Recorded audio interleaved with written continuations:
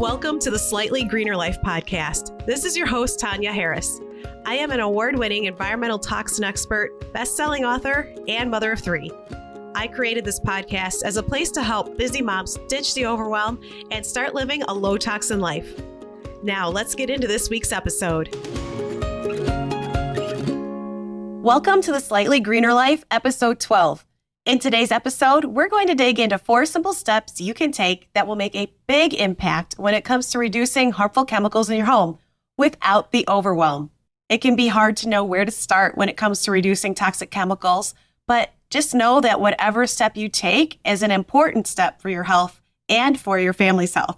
And we don't have to be perfect about it. And honestly, we can't be. We can't avoid every single harmful chemical.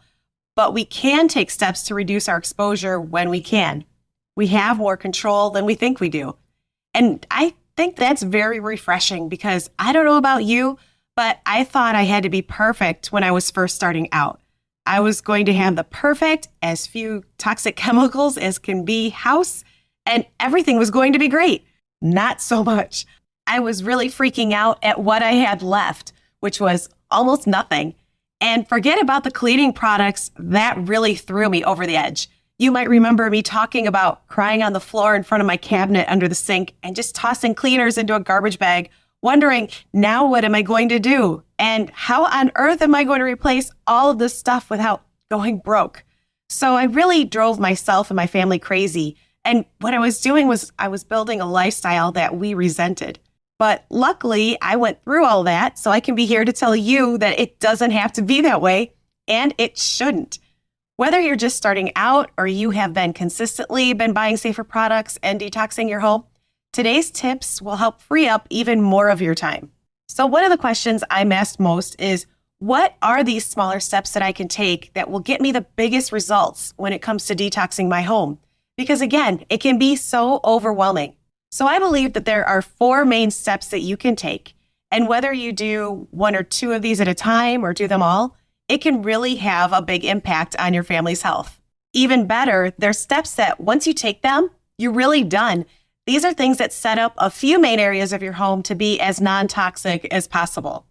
So to answer the question of what are some of the quickest, easiest things I can do to detox my home, I created these 4 steps that I abbreviate by calling them READ, or R-E-A-D. So R is to replace. And in here, we're talking about replacing plastics around your foods and beverages. E is to eat organic as often as possible. A is to avoid artificial fragrance. And D is to, you're not going to this one, but I promise it's not as bad as it sounds, dust. So just like with most of these episodes, don't worry about taking notes here, especially if you're listening to this when you're out and about, because I'll have a downloadable guide with all of these steps on my website at slightlygreener.com/episode 12. Again, whether you do all of these steps right away or if you just concentrate on 1 or 2 at a time, they will have a big impact on reducing your exposure to harmful chemicals in your home.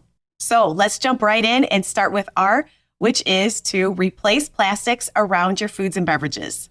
We talked about this in episode 7, called Why BPA-Free Isn't Always Safer. So if you listen to that, you'll remember that plastic food storage containers and reusable water bottles can contain chemicals such as BPA and phthalates, which are chemicals that are linked to hormone disruption, which can affect just about any function of the body. They are also linked to depression and anxiety, as well as behavior and learning issues in children.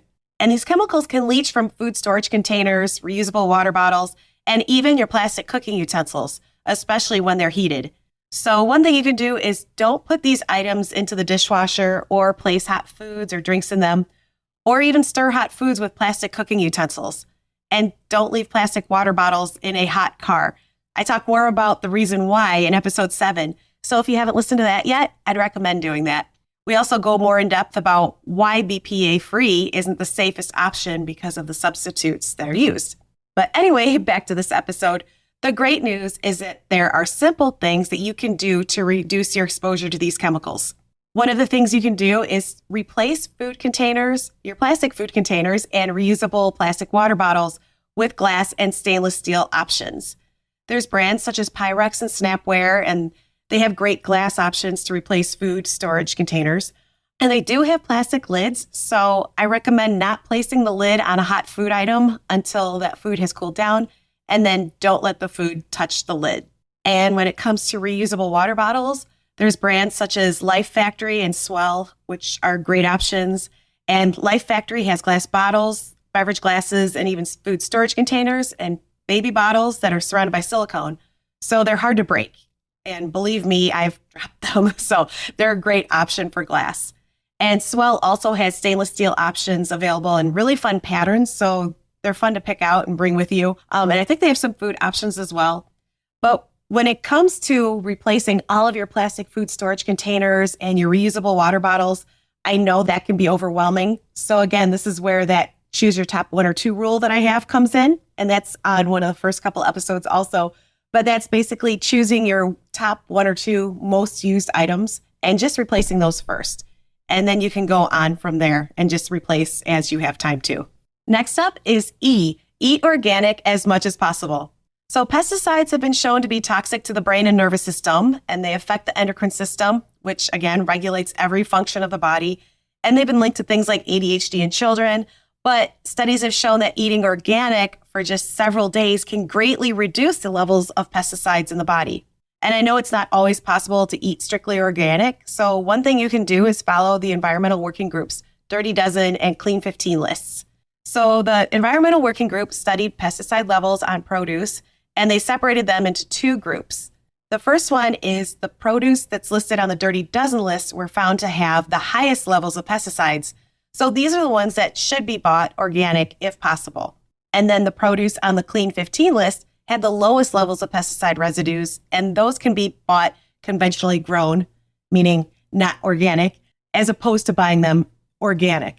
So what I recommend is really think about the produce that you buy and write those down, and then take a look at the Dirty Dozen and Clean 15 lists, which I'll link to in the show notes at slightlygreener.com/episode 12, and make a list of that you can keep with you of the produce that you should buy organic if possible, and which produce that doesn't matter as much.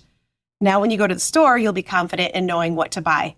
But when in doubt, if the store doesn't have your produce in the organic version, overall, just remember it's better to buy fresh produce and consume whole foods, whether it's organic or not, because it's a better option than buying processed foods. So next up is A, which is avoid artificial fragrance. So you might remember me saying that the term fragrance may be just one word, but it can be made up of dozens of different ingredients. Artificial fragrance is considered to be a trade secret, so its individual ingredients are not required to be listed on the label. And many of these ingredients can be toxic. So fragrance can contain things like cancer causers, allergens, respiratory irritants, and even neurotoxins, meaning that they're toxic to the brain and nervous system. Fragrance is in a lot of our everyday chemicals, but again, there are safer solutions that are really simple. But some common things in our homes that can contain artificial fragrance include things like candles, air freshening sprays, plug-in air fresheners, and cleaning products. And these cleaning products can also off-gas into the air, even when they're just sitting in the cabinet, not being used. Believe it or not, a lot of personal care products, even things like eyeshadow, lip gloss, moisturizer, or face wash and shampoos, conditioners, shaving cream, you name it. And of course, body spray and perfumes have fragrance too. But again, there's very simple steps that you can take to reduce your exposure to fragrance. And the first step is to know what to look for on the label. So beware of products that have fragrance or parfum listed, and look for things like scented with pure essential oils that list the actual oils on the ingredient label. If you like candles like I do, you can use battery-powered candles if it's the ambiance, to use a fancy word, of candles that you like. Or you can buy a safer candle that is scented with pure essential oils and that uses coconut, soy, or beeswax as the base. And a couple of the candle brands I like are Pure Plant Home and Fontana candles. Another way to lightly scent your home is to diffuse essential oils. And lemon and other citrus oils make a great light scent for spring and summer. And then essential oils such as a combination of cinnamon, clove, and orange oils make really amazing scents for the fall and winter. Because if you're like me, I really love my fall scents. So I always loved to have a candle burning in the fall, but it really does come at a health cost, unfortunately. But these essential oils are a great option. You can also avoid using plug-in or spray air fresheners.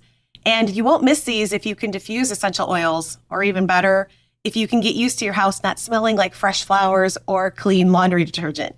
You can also open windows if possible and get some fresh air into your home.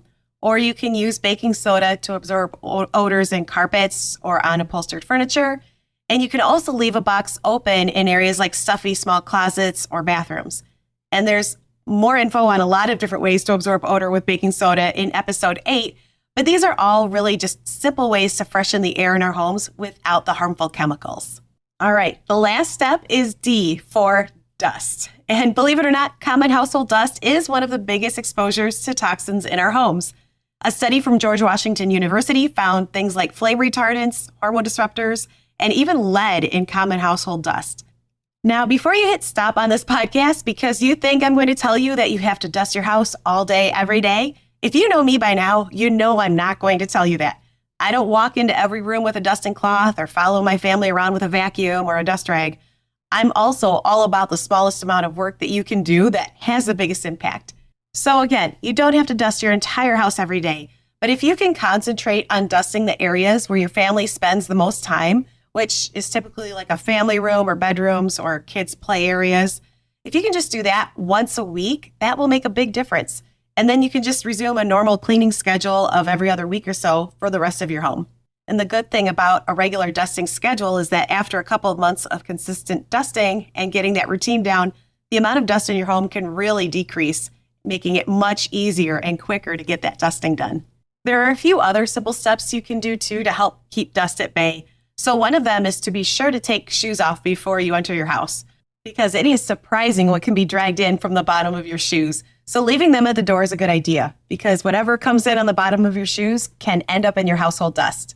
Next, you can vacuum with a HEPA filter vacuum to remove more dust particles as well as trap them, because regular vacuums can actually recirculate those particles back into the air. And when it comes to mopping or sweeping, mopping is a better option than sweeping, because sweeping can really just push that dust around and debris. And the same goes for dusting. Dry dusting with a feather duster doesn't grab the dust particles, it really just pushes them around. So one of the best ways to dust is with a microfiber cloth, which can actually attract and can trap dust, and use that lightly moistened with something as simple as water or even a non-toxic dusting spray. And the last tip for keeping dust at bay is to change your furnace filter regularly, and this includes in the summer. The reason why is because the central air conditioners and furnaces use the same air handler where the filter is located. So the air is still running through the filter even in the summer months when the air conditioner is on. So changing the filter in the summer can help trap more particles like pollen if windows are commonly open. And changing the filter regularly year-round can not only keep your home's air quality cleaner, but it can also extend the life of your air conditioner and your furnace. So that's it. Those are my 4 tips for a healthy home jumpstart. You can work on them 1 or 2 at a time or do all 4. Either way, you'll make a big difference in the health of your home and your family. And remember, you can download these tips on my website to keep them handy at slightlygreener.com/episode 12.